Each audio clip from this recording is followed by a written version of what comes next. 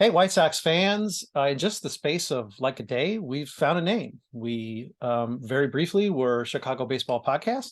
Now we are officially logo pending. It may be on this post. Who knows? You may actually see the new look of what was the Southside Sox Podcast, now Sox Populi. That is the banner we are recording under, including this program, which turns out to be, I mean, let's face it, let's be honest, it is a post-game podcast. It's not really a White Sox post-game podcast, which is what the other dozen or so have been preceding.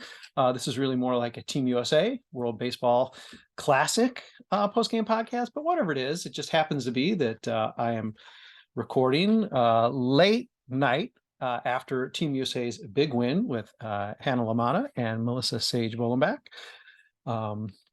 And of course, I'm Brett Ballantini here yet again with you. Thank you for not kicking me off the podcast, whatever the name is. Yet, I know it's really, for me, it's just podcast by podcast, day to day.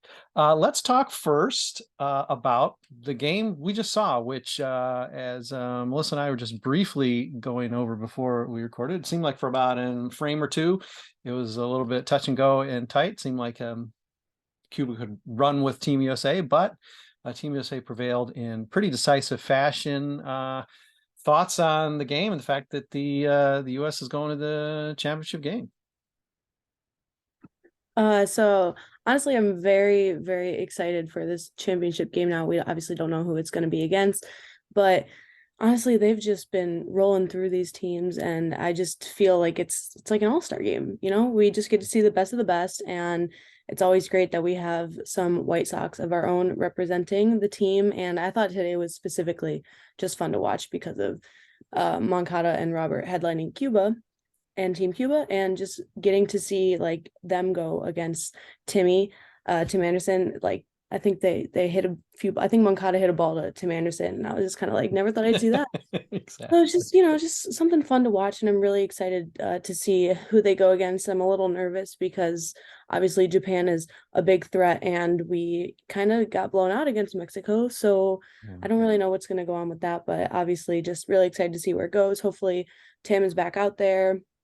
And yeah, it's been great to watch so far, and especially to see the fans come out in both Arizona and Miami is just very cool. This is how good the White Sox are. Basically, the World Baseball Classic, it's just their scrimmage. It's just an inter-squad scrimmage at this point. That's how great the Southsiders are. Okay, well, maybe not. Melissa, takeaways and thoughts from this latest win. For they're getting like bigger and bigger. Well, I think seeing Wainwright get out of that mess in the first inning, like him being a veteran, I think that really played well into that situation, because, I could see a lot of younger pitchers and that, bases loaded, nobody out in this big pressure game, just kind of let it all go. And gosh knows we've seen that on the White Sox end before. So I thought that was just really good baseball. Because it was just like blooper after blooper, and to me that was just really cool to watch. And then I enjoyed seeing Yoán and Luis as well, because I think TA and Moncada at one time, when Moncada was at second base, they were kind of like joking around together, which is kind of fun. But it's just, it's been super exciting. I think that moving forward, my expectations was to see the US in the championship game. Like, we have the talent, like we should be there. And so my expectations are met about them being there. But now Japan, and, clearly we got our pants beat off us by Mexico. So it'll be interesting to see, but I'll be there watching, no doubt about it. Now, the White, I just call them the White Sox now because there's three guys on the team. So yes, the White Sox, aka Team USA, scored in every inning but the seventh, didn't need the ninth. What is I'm just a World Baseball Classic newbie, unlike you two, and we'll get to that soon enough. But there's a 10-run rule. Are we at a point in the single elimination where 10-run rule doesn't play out? Clearly they end up winning by 12. They were up by 10 by the sixth inning. Does that not play into it? Educate me if you know. Okay, and we don't know, so I don't know what's up with that. I will say that Team USA was way more efficient in their run production, given the fact that they only out hit Cuba by 2 hits, 14-12, and yet a lot of those were extra bases, and a lot of those came clutch. I think 5 for 13 with runners on base. So clearly they turned 14 hits into 14 runs. Cuba was not nearly so lucky, and that speaks to some defense and pitching as well. And home run power. I mean, yeah, no kidding. Tonight the home runs came out like crazy. So, and Trey Turner is earning all of his money, even though really, before the season starts. Exactly. It's just freebie. Yeah, he's putting on the show for everybody. Like, if you were questioning whether or not my contract was worth it, I'm showing you that my contract was worth it. So yeah, I was gonna say that, because also it's like he's probably the best 9th hitter to ever exist in this tournament, because he's been the 9 hitter, and it's like that's how you know that this lineup is so stacked, when you have your 9 hitter hitting a go-ahead grand slam last night and then his homers today. It's just unreal, and honestly, like, you can't really ask for anything better. Yeah, that's true. Okay, let's recount. As best as I can tell, we're going to get validation from her here very shortly. Hannah's last 48 hours. It involves flying from the Chicago area to Miami to catch World Baseball Classic, coming back relatively, I think, quick turnaround, but she'll confirm these details for me. Covering a game for Southside Sox today, because, she's got some bonus energy, so why not? Meaningless a spring training game, but turned out to be key for Hannah, first win. But then also, by the time it's time to write up that game, Team USA's back on, and you got one eye on the recap and one eye on the game starting, back when it was actually sort of close and maybe tense, and there was maybe some doubt whether the US would be able to pull it off. Hannah, am I close at all in terms of encapsulating your whirlwind weekend?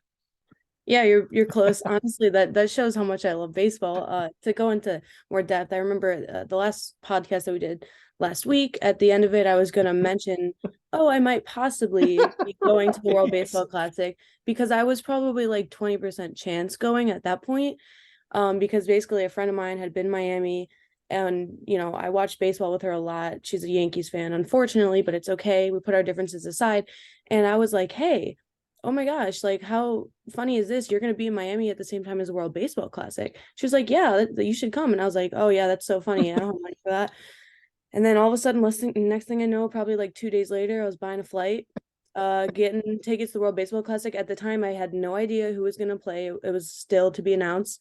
And it ended up being Mexico versus Puerto Rico.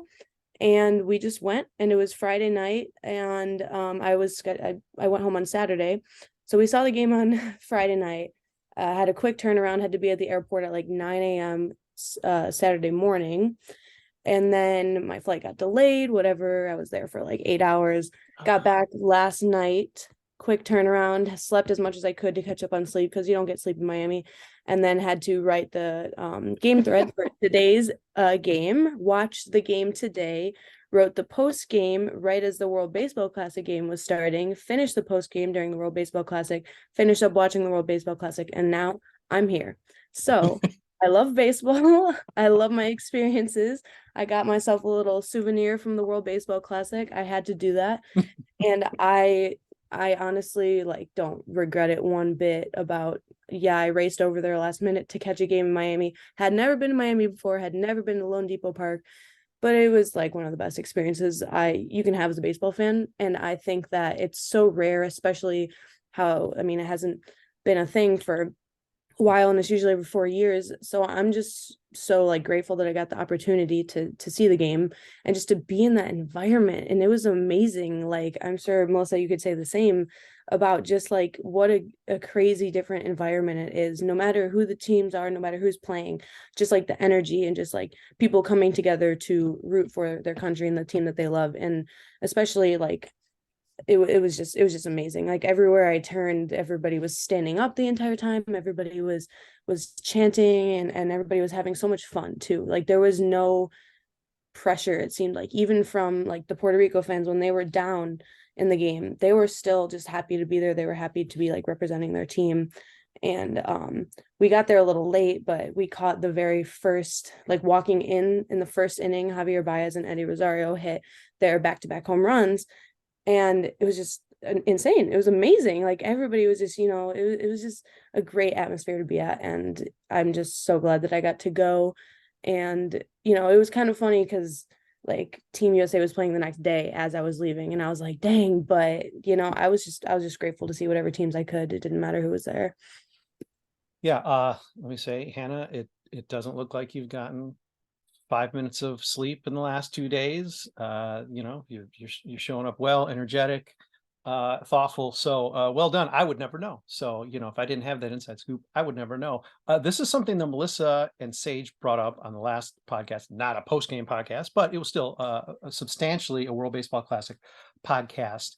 And one of the things Melissa spoke to, and of course I'll let you actually talk at some point, Melissa, was just the fact that you're sitting, you're rooting now. In Melissa's case, you're rooting for the U.S. team because you got to see a U.S. game, but you probably found yourself next to, I mean, obviously you went with a Yankees fan, which is, I mean, again, sort of got a question in there, but what are you going to do? Friend's a friend. But I mean, I imagine your row was filled with a number of different teams' fans. It's not like going to Sox Park where essentially you're with Sox fans. You better be with Sox fans or you're sitting in the wrong section.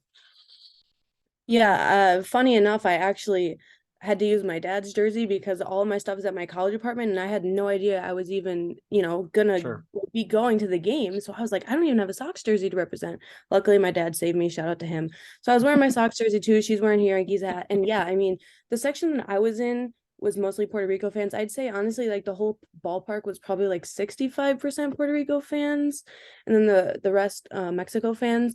But I just loved like there was music everywhere. It was a loud, fun environment. And I just noticed, I was like kind of people watching just because it was so cool to me just to see like what was going on and everything. And yeah, it was a completely different environment. And like in my case, I was just there to watch both of the teams have fun. I didn't have any stress because obviously going to a White Sox game is just either stressful or miserable the entire time. Or you gotta like write a recap during it. So yeah, or I'm busy working during it. But this time it was just nice to sit back and enjoy it and just to watch all these players and the emotion with the players and the fans and everybody, and everybody kind of coming together even at some points, and that was just like what made it so special to me is that. And then there was a few instances where even like I saw like one other person with the Sox jersey, and they were like White Sox, and I was like and then I didn't even know who was on the back of the jersey because it was my dad's, like for a second, and they were like Canerco, and I was like, what? And it was like me, and I was like, oh yeah, like yes, Canerco. So it's really cool. I was also just like seeing a lot of different jerseys being represented as well. Even just there was a few fans of Cuba there, a few fans of Japan there, just like a lot. Like it didn't matter. Everybody was just there at the end of the day to watch the game. So it was very special. So Hannah admits she sort of walked into the bedlam because wasn't there necessarily for any sort of pregame of that. So you're really into the eye of the hurricane. Melissa, I assume that you and Sage got there, certainly before first pitch. Was there more of a buildup for you in your Arizona experience watching the Team USA Colombia game, or was that pretty intense almost from the minute you guys stepped in? Yeah, I mean, I love to be the person who gets there like when the gates open. We're like nerdy like that, whether it's like Disneyland or Disney World or White Sox games. We're like rope drop people. And I'm in like I sleep in for everything, but like the only thing I'll ever get up early for is baseball and Disney. So yeah, we were there as soon as it opened, and yeah, you could feel the energy like as soon as you got in there because there were tons of people like there at the gate ready to get in. I mean, there were lines all at the different entrances to the stadium everywhere.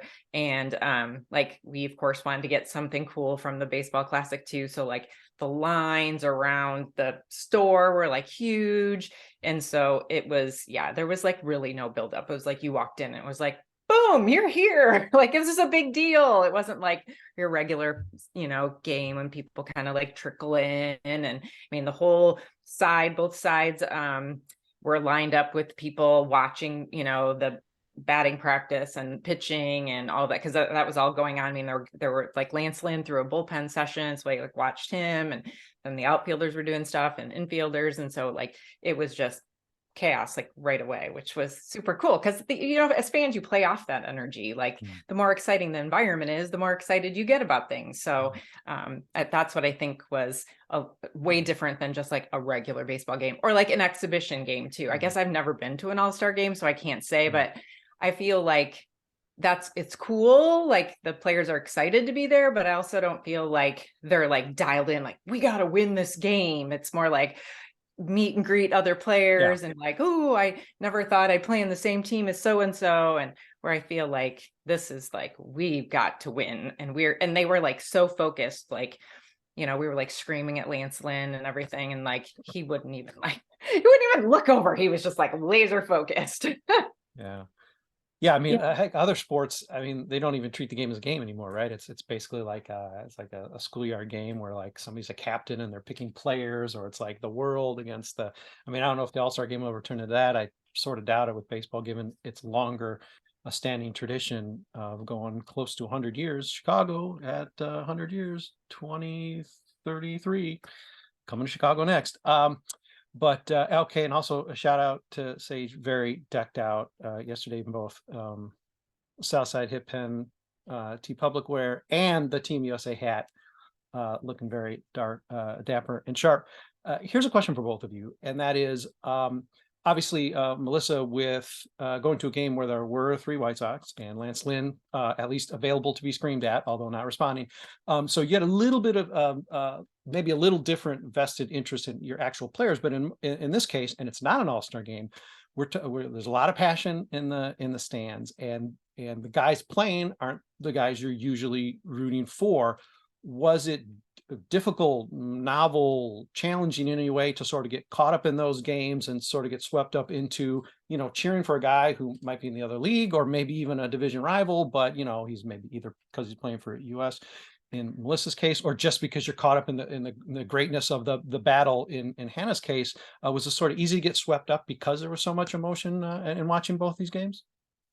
To me, it was cool because in what world am I ever going to get to cheer for Mike Trout, right? Because he's certainly never going to be on the White Sox. And if he's playing against the White Sox, I'm against him, right? And so like, and also with like Mookie Betts, for example, like I never really, with him playing for the Dodgers, like we just National League, I don't really follow it unless they're playing the Sox, and like how really incredible he is. So it was like super easy to get on the Mookie Betts train. I was like, oh my gosh, this guy can play defense, he can hit, he gets everybody pumped up. Like he was always, putting his arms up and getting the energy going. And so to me, that was one of the super cool parts of going to the game and watching the games on TV now, because it's like, no matter who's coming up for the US, I'm really excited. Maybe I knew a little bit about them, but I'm getting to see them more as like players, and then getting to cheer for them, because when they come to the South Side, I'll be cheering against them. So I think that's one of the really unique, cool parts of the experience. Or Melissa, Ken Williams gets his man, and that means they come to play for the White Sox when they're 45 years old and they're not so good anymore. So we will get to root for Mike Trout, but he'll be 56 and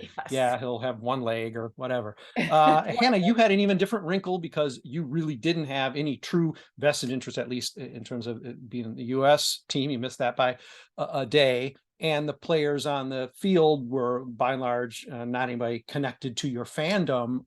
So was it still sort of easy to get swept up for who you were there to watch? Honestly, for me, the main thing I looked at was, all right, who's on the Cubs or a former Cub? Who's a Guardian or a former Guardian? Who is a twin or a former twin? All right, I don't like them. That's a great rule. Right. And Marcus Stroman was starting, and I was like, ugh. And I looked up and, I was like, oh, Eddie Rosario, like former Guardian. Oh, Javi Baez won in 2016 with the Cubs. Like, oh, darn. When they had back-to-back home runs, I was like, dang. But at the same time, I think what really, obviously I have, I had 50-50 for Puerto Rico and Mexico. I was not even like, oh, maybe I want them to win. Maybe I want them to win. I was just there to see. I think I was kind of rooting for Puerto Rico, I'd say, just because of the fact that of their fans. I feel like their fans really like got me into the game, and just like seeing their passion and how loud they were, and they brought like music in, and they were bringing drums in, they were playing instruments, and it was amazing. And they were, singing their songs and everything. And I was like, wow, I like really like this environment. This is really cool.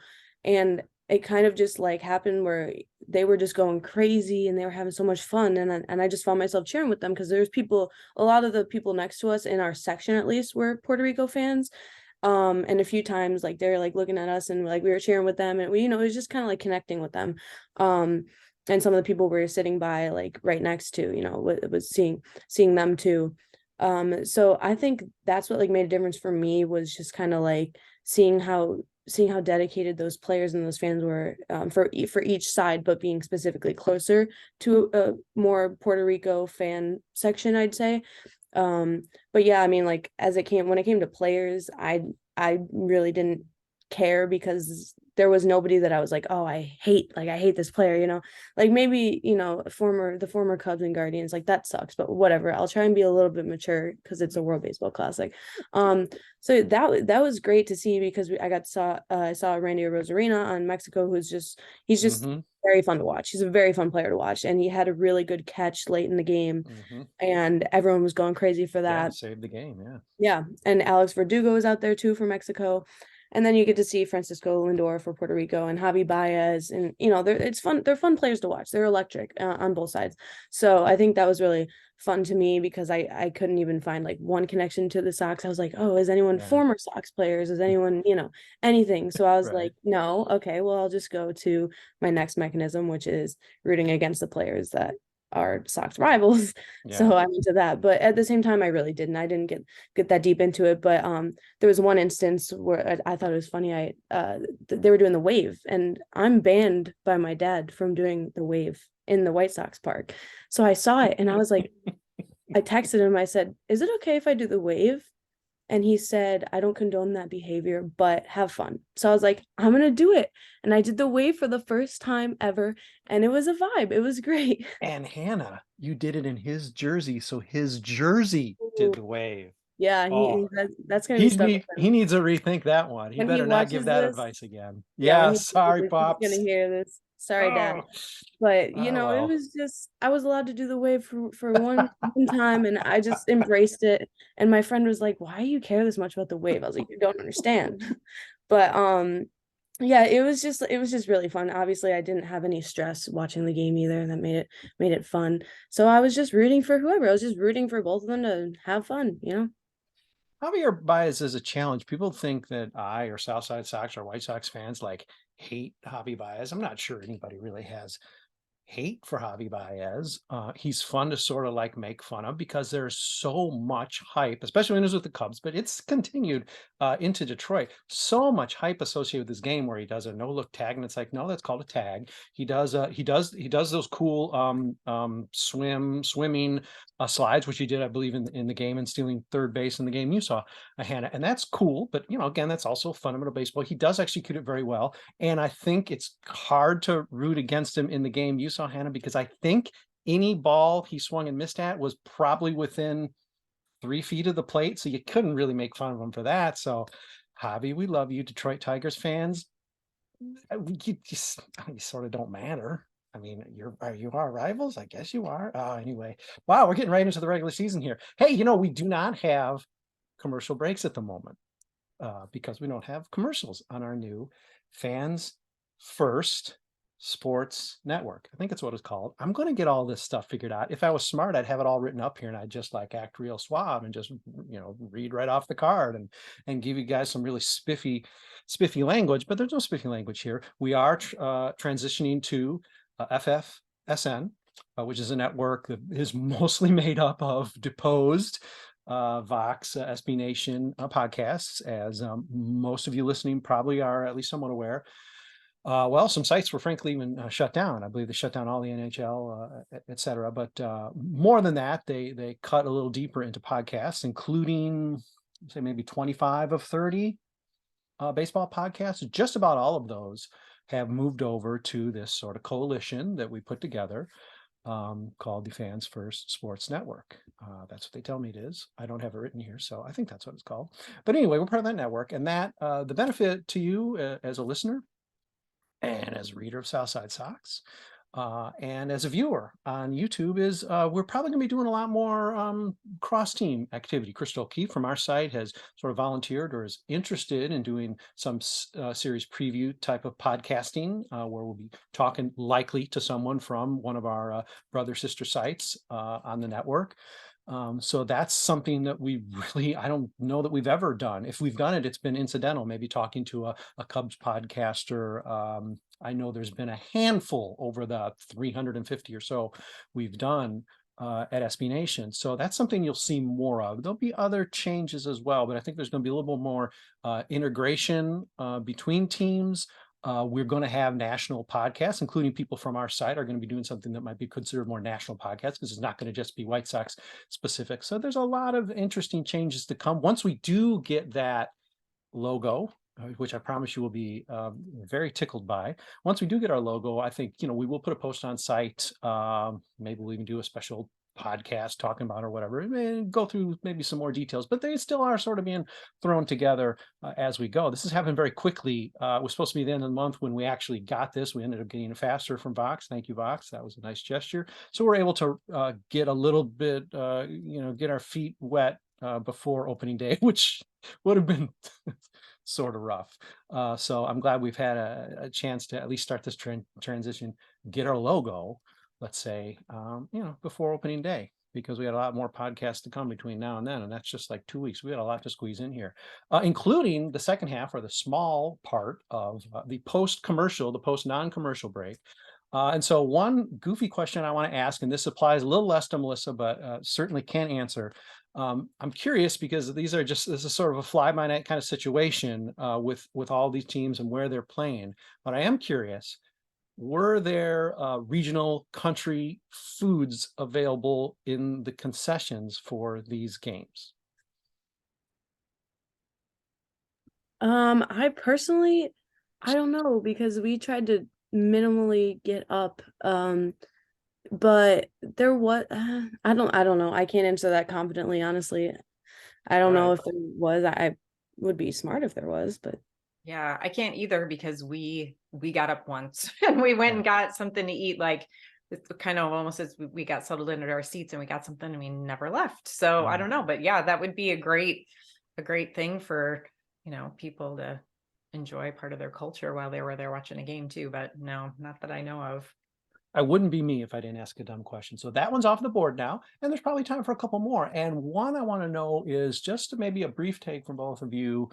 We've heard criticism and we've seen injuries. Jose Altuve is the latest to have a significant injury suffered in this tournament, which of course could have very easily happened in the spring training game he would have been playing in that day.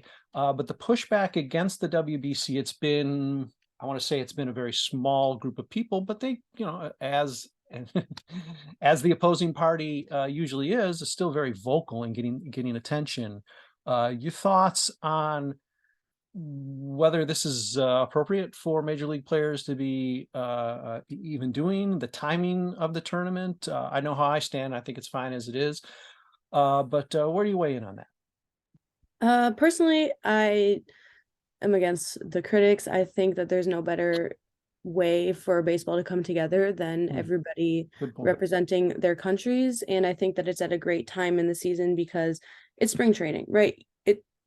At this point in spring training, we're a little bit more than halfway through. People are kind of, it's just like, you're just kind of waiting for the regular season. So to have this, so to have this at this point in a baseball that matters in March is very fun to watch. And you kind of get a big league feel and this intensity and stuff going into the season, which I personally think helps players, right? You're facing some of the best people in the league or outside of the league, whoever it may be, and you're in these really big, fun, great environments. So I think that there's no better way to get introduced to the regular season than doing that. And I think that, yes, the injuries is rough, but those same things could happen in spring training. They could happen off the field. They're freak injuries, and it's very hard because maybe my opinion would be different if it was my star player and that happened to them and they're out for the season. But yeah, I get their side, I really do, but at the same time, this means so much to so many people, people from different countries, people who are being represented that aren't in the major leagues. And I think that it's great, and it's a great way for people to just come together. I'm 100% with Hannah, and like everything I've read too, when players have been interviewed, that they, I think as long as a player wants to do it and they've talked to their team and their team is on board with it, I see no reason why it shouldn't be allowed to happen. It's a, mutual situation, and they've all said how much it means to them. And timing wise, I think it's a great time. I've also heard people talk about at the end of the season after the World Series. I could see that could possibly work. If they wanted to play around with times, I think that could maybe be an option. But at the same time, I think this does work because of the ramp up, and the players are seeing real pitching and real hitters and things like that. So it's very close to what they'd be doing if they were with their teams. The only, I guess, possible negative point is that some of those key players aren't with their team doing the chemistry part of it. And with the White Sox having such an issue with chemistry apparently last year, that's one of the things that I've personally thought about is, what effect does it have when you have TA and Lance, especially both, pretty vocal leaders, not in the clubhouse. But then again, I think them being who they are when they come back and they're going to be sharing their experience and pumping up their teammates, I could see how it could benefit them. So, it's in my opinion, there's so many more positives that could outweigh the possible negatives. And that's in any situation. And this also doesn't happen every year. So we're not looking at this happening every single spring. It's once every 3 or 4, or, however many years they decide to do it at the time. So contrarians by nature, are just going to be contrarian. So I'm guessing that some of those people actually did attend World Baseball Classic games, but I'm guessing in most cases, these are people who haven't even gone to the games, because as I even admitted to you, Melissa, in the last podcast, I haven't been there. I can't even tap into the excitement that you and Sage were sharing and Hannah shared here with us today as well, of being there and being caught up in something, closest you can imagine is like a playoff atmosphere, but it's, it's also an entirely different animal. And what are the options to play here? You're going to stop the season like hockey's done for the Olympics. I'm sure that'll go over real well. The problem with postseason is, you keep these guys sort of really at. I mean, the White Sox and Cubs used to play a city series, which essentially was the World Series in Chicago every year. It was very rare. Of course, the White Sox or Cubs were in the World Series, so they play it every year, and that was intense. But you're going right from the season as if it was the World Series. Go right into the season to play it, and if there's any sort of ramp up, that might be just too long a season to do it. So this might be really the perfect time, as much as people want to quibble with it. Okay, before we go, let's just get a real quick prediction on what's going to happen here. We don't know the U.S. opponent yet, but we do know the U.S. is playing really well. Hannah, Melissa, do you think they're going to continue to stay hot and manage to take this whole thing? Or is a team like, if it's Japan or whoever manages to get past Japan, going to upset the U.S.? I think the U.S. is going to show up. I think they're so pumped after these last 2 games. And one of the coolest things we haven't talked about yet is the salute. Like every time they get a base hit or whatever, and they get on base and they do the salute. Like that is so cool. Like how patriotic is that? So I think they're like super pumped these last 2 games. They've got their offense going, and now they get a couple days of rest so they can, get their pitching all in line. I mean, we haven't seen Graveman, so he should definitely be ready to go out of the bullpen. And well, he's been doing really well, so yay. Well, at first I thought, if this game's close, man, they're going to bring him in to close it out, but that they didn't need that. So I think we're in a really good place because Japan and Mexico are going to be, it's back to back for them. So I think US is going to show up, and I think they're going to do it. It's going to be fun. Anna, where is it at? You agree? I think Japan is going to beat Mexico, and we're going to go against Japan. And I think that the USA is going to do it, but you never know, because Shohei Ohtani is probably going to pitch in here somewhere, and that's very, very rough to get past. So we'll see, but I do think that Japan and USA will be the final, and depending on when Shohei pitches, that kind of has a lot to do with it. So we'll see. It's going to be a must-see game, and hey, chances are I mean, we know the U.S. is in the championship, but we may do a post-game podcast just for that. It's not going to, it's not going to be like by invite only because, only people who went to the WCBC get to be on this podcast. Hey, man, we could have, we can have a dozen people excitedly talking about either a great game, hopefully at least a great game, and maybe a U.S. championship because they don't win every year. This isn't like the men's basketball team or something where pretty much every year they won. This is really anybody's game, and it still is because the US probably still isn't necessarily the favorites against Japan. The US is underdog in baseball, the game we created. That's crazy. Hey, anyhow, we're running out of time. Sox Populi is back. It's here. It never left. Whatever it is. Thank you, Hannah LaMotta. Get some rest now. See you next Sunday. And Melissa Sage-Bollenbach, thank you for joining me on this, and we'll be back sooner than you are ready for us with another post-game podcast.